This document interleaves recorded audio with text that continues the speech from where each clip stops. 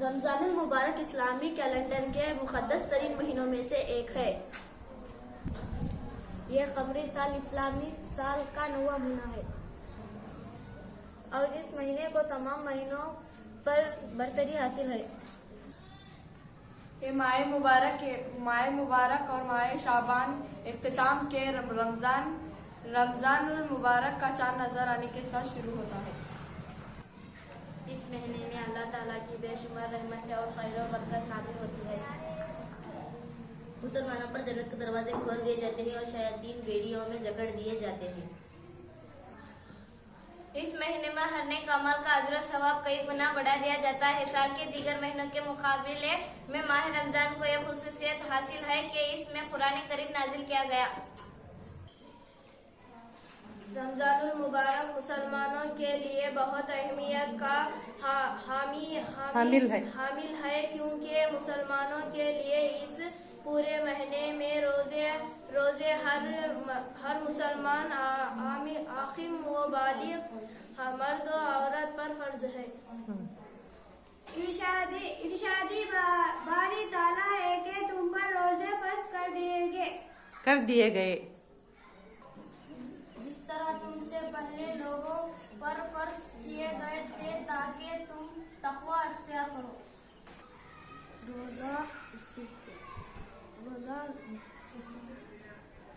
روزہ اسلام کے 5 ستونوں میں سے تیسرا ستون ہے۔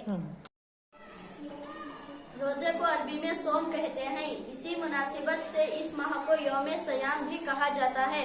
روزہ وہ عظیم فریضہ ہے جس کو رب ذوالجلال نے اپنی طرف منسوب فرمایا ہے اور قیامت کے دن اللہ تعالیٰ اس کا بدلہ اور اجر و ثواب خود روزے دار کو عنایت فرمائیں گے۔ رمضان المبارک کا وہ بابرکت مہینہ ہے جس میں اللہ تعالیٰ نے قرآن حکیم نازل فرمایا۔ رمضان المبارک کی ہی ایک برکت شب آسمان دنیا پر اللہ کا آخری کلام قرآن کا نزول ہوا۔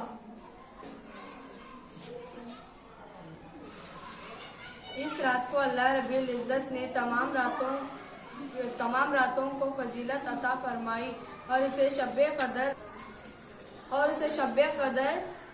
قرار دیتے ہوئے ارشاد فرمایا۔ اس رات کی عبادت 1000 مہینوں کی عبادت کے برابر ہے۔ اس رات میں طلوع فجر تک فرشتوں کا نزول ہوتا ہے اور یہ رات بھی طلوع فجر تک سلامتی ہے۔ یہ رات سابقہ امتوں کی عبادت گزار بندوں سے سبقت لے جانے کا ایک بہترین موقع فراہم کرتی ہے۔ رمضان المبارک کا چاند دیکھنے کے ساتھ ہی مساجد میں رمضان عشاء کی فرض اور سنت نماز کے بعد اور وتر سے پہلے نماز تراویح کا اہتمام کیا جاتا ہے۔ تراویح کی نماز پڑھنا یا سننا سنت عبادت ہے۔ ماہ رمضان اللہ تعالیٰ کی طرف سے اپنے بندوں کے لیے بیش بہا نعمت ہے۔ اس ماہ کا ایک ایک لمحہ انمول تحفہ ہے۔ اس ماہ کے آغاز میں حق تعالیٰ کی رحمت برستی ہے۔ درمیان حصہ گناہوں کی بخشش کا سبب ہے اور آخری عشرہ دوزخ کی آگ سے نجات کا ذریعہ ہے۔ اس مقدس رمضان کے شب و روزوں کے گلشن اسلام میں یوں بہار آ جاتی ہے۔ ہری بھری کھیتی کے مانند لہلاتا نظر آتا ہے۔ مساجد آباد ہو جاتی ہے۔ کرنے کے جذبات غالب آ جاتے ہیں اور زبان ذکر الہی اور درود سلام کی جانب سے آشنا ہوتے ہیں۔ میں اللہ تعالیٰ سے دعا گو ہوں کہ وہ ہم سب کو عمل صالح کرنے کی توفیق عطا فرمائے۔ آمین۔ صحیح معنی میں روزہ رکھنے کی توفیق عطا فرمائے۔ اللہ تعالیٰ اطاعت کرنے اور منکرات سے بچنے کی توفیق دے۔ آمین یا رب العالمین۔ آمین۔